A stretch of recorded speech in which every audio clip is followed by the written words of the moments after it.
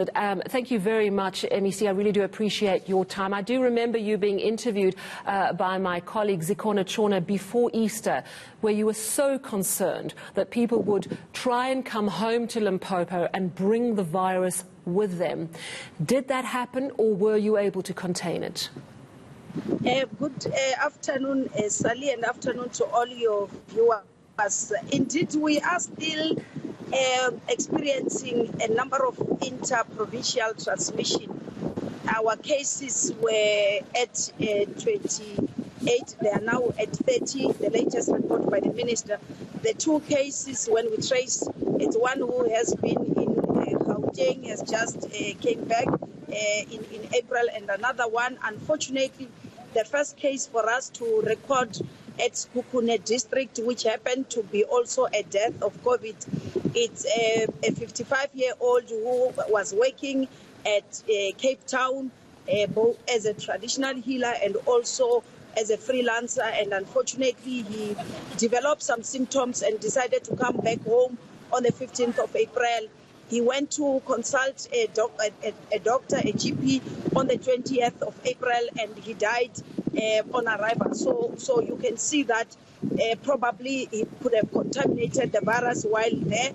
So that will continue, the inter-provincial transmission, when we look at the number of cases that we have in the province vis-a-vis the local transmission. We are still experiencing a number of those who are coming from other provinces. Sorry, Ms. Ramathuba, we do have a lot of wind on the line, but I am still able to hear you. Let me just double check. You said you have 30 infections and 1 death. Is that correct? No, we have got 2 deaths. This death that I'm talking about is the second death. The first death that we reported was also a person who was admitted in one of our private facilities, and upon admission with symptoms of COVID, he tested negative, and after testing negative, the doctor, because of the clinical presentation, the doctor insisted on repeating the test, and after the patient had demised, the test results came out being positive. So our cases currently are at 30, where we have got 24 of those have fully recovered. They've been under de-isolation, they've been back to their duties, and 2 of those are the ones that I've indicated are our registered death, and 4 of those are the ones who are still under isolation. Now, as you said, particularly with this last gentleman, the second person who died in Limpopo, the 55-year-old, he travelled from Cape Town, and now you want to do the contact tracing. I was reading in the Sunday Times this morning, however, that contact tracing is extremely complicated, and it hasn't actually started yet. Are you able to give me clarity on whether you have effectively been able to do any contact tracing? We have tried because the only comfort that we had is that he was picked up by his son in Cape Town. So we have been able to trace where did they stop, their mode of transport, and also upon arrival on the 16th of April in the province, where did they visit, the traditional healer that they visited. We've been able to trace, and also one of the prophets there, and a number of fish. But like you are saying, it's very difficult. We've already contacted our counterparts at the Western Cape Department of Health for them to also look into, send them their address so that they can also look at some of these contacts. But like you are saying, it's very difficult, especially when the person has already passed on. You can only be able to trace those that are in your vicinity, but others, it becomes tough. Yeah, and MEC, obviously the reason that the cell phone contact tracing has been announced as something to use is because you can't always rely on where people remember they were and who they were in contact with.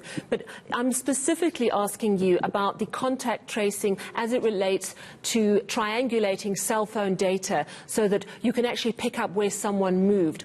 Are you able to use that at all? Because the report I was reading suggested it is not being used at all in the country at the moment.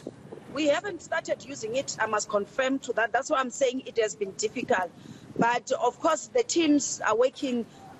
If you remember when the National Department came up and the minister says this is one way that we can be able to utilize. The teams are currently working to try to find which one is the best one that we can utilize. Because I can tell you, indeed, that will be the best way of being able to trace who has been with who. But you would understand that, unfortunately, because people sometimes would want to protect their privacy.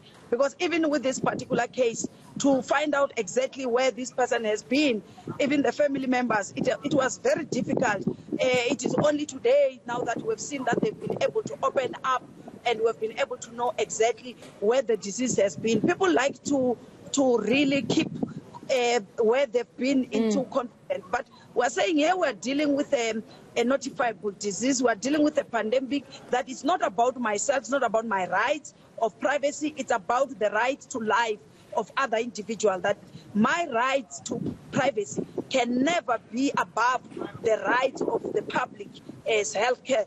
If your rights are being able to endanger the lives of other people, that's why you see us on a number of occasions continuously approaching courts to say assist us. And up to so far, the judges have always been sober and supporting us in most of the time when we approach them to seek their intervention and implement the law. And MEC, can you confirm that this mass screening and testing, it continues in Limpopo? It's not just a one-off project? We are going to continue. What happened is that the Premier launched it from the 14th to the 24th. And during that period, we've been able to visit more than 800,000 households. I can confirm that.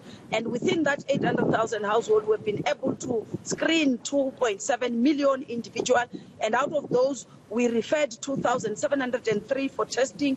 They have been tested. Our case number 29 is one of those cases that we picked up through our massive testing and screening, where our cadres, when they visited their household, they were able to pick up a symptom, which was cough, and we referred for testing. Our mobile test NHLS, you can see the vehicle behind me that we are utilizing even now, was able to test, and the results came positive, and we are currently now isolating. So this has been working for us, and we are saying our target is that we must increase to get to 3.5 million people to be screened in the province, and we are giving them this coming week so that all those community healthcare workers that we've deployed, by the Premier, can continue to do the work, so that come the end of this month, we can be able to say, as a province, at least we have got a clear picture.